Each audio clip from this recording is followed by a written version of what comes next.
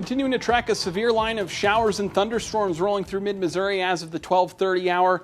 The severe thunderstorm watch is going to be going till 6 p.m. this evening, but I think for the most part the severe weather threat is going to be tapering off fairly quickly. You can probably hear that rainfall starting to come down as well as this line of thunderstorms continues to push off to the east fairly quickly. That's what happens when you get all this cold air bumping into impressive warmth and even a little bit of humidity, especially when we're talking November standards. Over the next couple of hours, watch out for 50 to 60 mile per hour winds.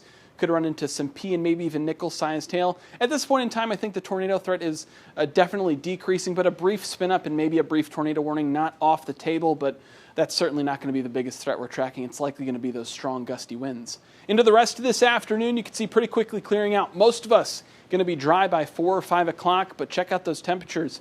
Hopefully you packed that jacket before you went to work today because it's going to be much colder into the rest of this evening. Temperatures into the lower 30s as we get into the overnight hours. Into tomorrow, we're into the mid to even upper 50s across parts of the region. Much cooler temperatures taking over, about 20 or so degrees cooler than where we have been over the past week or so. That lasts as we head into the weekend. Expect those temperatures into the upper 50s and lower 60s through at least early next week. Pretty much where we should be for this time of year. Next chance of rain looks to arrive on Saturday morning, and that doesn't really look like it'll cause too many issues, but we'll have to watch the track and timing of that.